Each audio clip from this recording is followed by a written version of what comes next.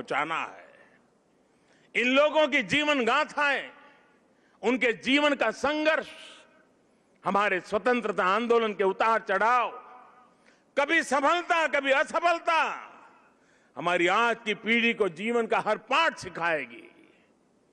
एकजुटता क्या होती है, लक्ष्य को पाने की जिद क्या होती है, जीवन का हर रंग वो और बेहतर तरीके से समझेंगे। भाई और बहनों, आपको याद होगा, इसी भूमि के वीर सपूत श्यामजी कृष्ण वर्मा अंग्रेजों की धरती पर रहकर उनकी नाक के नीचे जीवन की आखिरी सांस तक आजादी के लिए संघर्ष करते रहे। लेकिन उनकी अस्थियां 7 दशकों तक इंतजार करती रहीं कि कब उन्हें भारत माता की गोद नसीब होगी। आखिरकार 2003 में विदेश से श्यामजी कृष्ण वर्मा की अस्थियां मैं अपने कंधे पर उठा करके ले आया था। ऐसे कितने ही सेनानी हैं, देश पर अपना सब कुछ समर्पित कर देने वाले लोग हैं। देश के कोने कोने से कितने ही दलित, आदिवासी, महिलाएं और युवा हैं जिन्होंने असंख्य तप और त्याग किए। याद करिए, तमिलनाडु के 32 वर्षीय नौजवान कोडिकात कुमरन, उनको याद कीजिए। अंग्रेजों ने उस नौजवान को सिर में गोली मार दी, लेकिन उन्होंने मरते हुए भी देश के झंडे को जमीन में नहीं गिरने दिया। तमिलनाडु में उनके नाम से ही कोडिकात शब्द जुड़ गया, जिसका अर्थ है झंडे को बचाने वाला। तमिलनाडु की ही वेलु नाचियार वो पहली महारानी थी जिन्होंने अंग्रेजी हुकूमत के खिलाफ लड़ाई लड़ी थी। इसी तरह हमारे देश के आदिवासी समाज ने अपनी वीरता और पराक्रम से लगातार विदेशी हुकूमत को घुटनों पर लाने का काम किया। झारखंड में भगवान बिरसा मुंडा, उन्होंने अंग्रेजों को चुनौती दी थी। तो मुर्मू भाइयों ने संथाल आंदोलन का नेतृत्व किया था। ओडिशा के चक्रा बिसोई ने लड़ाई छेड़ी तो लक्ष्मण नायक ने गांधीवादी तरीकों से चेतना फैलाई। आंध्र प्रदेश में मन्यम बिरुडी यानी जंगलों के हीरो अल्लूरी सीराराम राजू ने रंपा आंदोलन का बिगल फूका था। पासल था खुंगचेरा ने मिजोरम की पहाड़ियों में अंग्रेजों से लोहा लिया था। ऐसे ही गोमधर, कंवर, लसित बोरफुकन और सीरत सिंह जैसे असम और पूर्वोत्तर के अनेकों स्वाधीनता सेनानी थे जिन्होंने देश की आजादी में योगदान दिया है। यहां गुजरात में बड़ौदा के पास जांबुगाड़ा जाने के रास्ते पर हमारे नायका कौम के आदिवासियों को बलिदान कैसे भूल सकते हैं। मानगढ़ में गोविंद गुरु के नेतृत्व में सैकड़ों आदिवासियों का नरसंहार हुआ। उन्होंने लड़ाई लड़ी। देश इनके बलिदान को हमेशा याद रखेगा। साथियों, मां भारती के ऐसे ही वीर सपूतों का इतिहास देश के कोने कोने में, गांव गांव में है। देश इतिहास के इस गौरव को सहेजने के लिए पिछले 6 सालों से सजग प्रयास कर रहा है। हर राज्य, हर क्षेत्र में इस दिशा में प्रयास किया जा रहा है।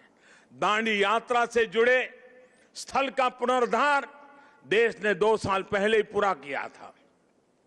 मुझे खुद इस अवसर पर दांडी जाने का सौभाग्य मिला था। अंडमान में जहां नेताजी सुभाष बोस ने देश की पहली आजाद सरकार बनाकर तिरंगा फहराया था, देश ने उस विस्मृत इतिहास को भी भव्य आकार दिया है। अंडमान निकोबार के द्वीपों को स्वतंत्रता संग्राम के नामों पर रखा गया है। आजाद हिंद सरकार के 75 साल पूरे होने पर लाल किले पर भी आयोजन किया गया, तिरंगा फहराया गया और नेताजी सुभाष बाबू को श्रद्धांजलि दी गई। गुजरात में सरदार वल्लभ भाई पटेल की विश्व की सबसे ऊंची प्रतिमा उनके अमर गौरव को पूरी दुनिया तक पहुंचा रही है। जलियांवाला बाग में स्मारक हो या फिर पाइका आंदोलन की स्मृति में स्मारक, सभी पर काम हुआ।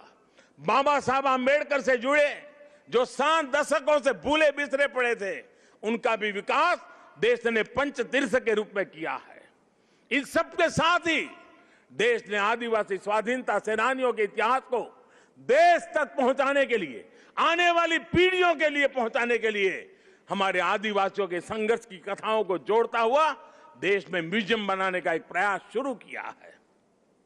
साथियों, आजादी के आंदोलन के इतिहास की तरह ही आजादी के बाद के 75 वर्ष की यात्रा सामान्य भारतीयों के परिश्रम, इनोवेशन, उद्यमशीलता का प्रतिबिंब है। हम भारतीय चाहे देश में रहे हो या फिर विदेशों में, हमने अपनी मेहनत से खुद को साबित किया है। हमें गर्व है हमारे संविधान पर, हमें गर्व है हमारी लोकतांत्रिक परंपराओं पर। लोकतंत्र की जननी भारत आज भी लोकतंत्र को मजबूती देते हुए आगे बढ़ रहा है। ज्ञान विज्ञान से समृद्ध भारत आज मंगल से लेकर चंद्रमा तक अपनी छाप छोड़ रहा है।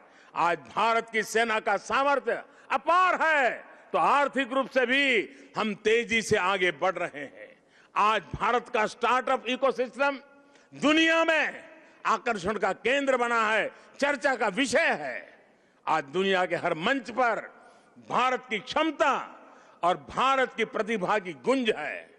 आज भारत अभाव के अंधकार से बाहर निकलकर 130 करोड़ से अधिक आकांक्षाओं की पूर्ति के लिए आगे बढ़ रहा है। साथियों, ये भी हम सभी का सौभाग्य है। आजाद भारत के 75 साल और नेताजी सुभाष चंद्र बोस की जन्म जयंती के 125 वर्ष हम साथ साथ मना रहे हैं। ये संगम सिर्फ तिथियों का ही नहीं, बल्कि अतीत और भविष्य के भारत के विजन का भी अद्भुत मेल है।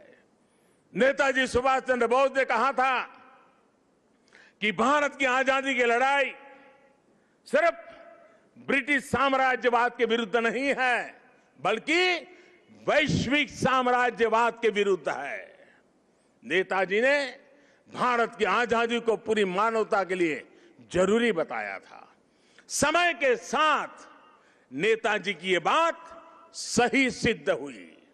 भारत आजाद हुआ तो दुनिया में दूसरे देशों में भी स्वतंत्रता की आवाजें बुलंद हुई और बहुत ही कम समय में साम्राज्यवाद का दायरा सिमट गया।